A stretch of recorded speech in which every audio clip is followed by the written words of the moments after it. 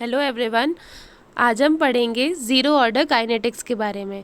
हमें थोड़ी नॉलेज इसकी तो नीट के टाइम से ही है, क्योंकि हमने इसे केमिस्ट्री में पढ़ा ही है। तो इसको आज फिर से देखते हैं।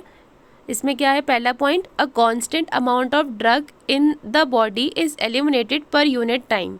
एक यूनिट टाइम में एक constant amount of drug eliminate होती है। मतलब कि अगर 10 mg ड्रग एलिमिनेट हो रही है तो वो हर यूनिट टाइम में 10 mg ही एलिमिनेट होगी।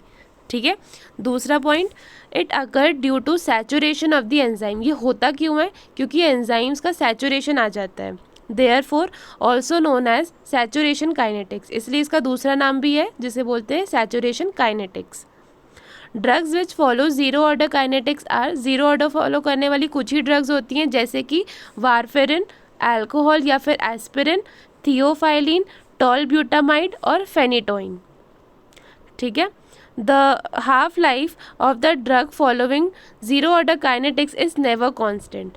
ठीक है। टी हाफ जो है, जो drug zero order kinetics follow करती है, उनका टी हाफ कभी भी कांस्टेंट नहीं होता, क्योंकि एक फिक्स अमाउंट ऑफ ड्रग निकल रहा है, ना कि एक फिक्स फ्रैक्शन ऑफ ड्रग निकल रहा है। ठीक है।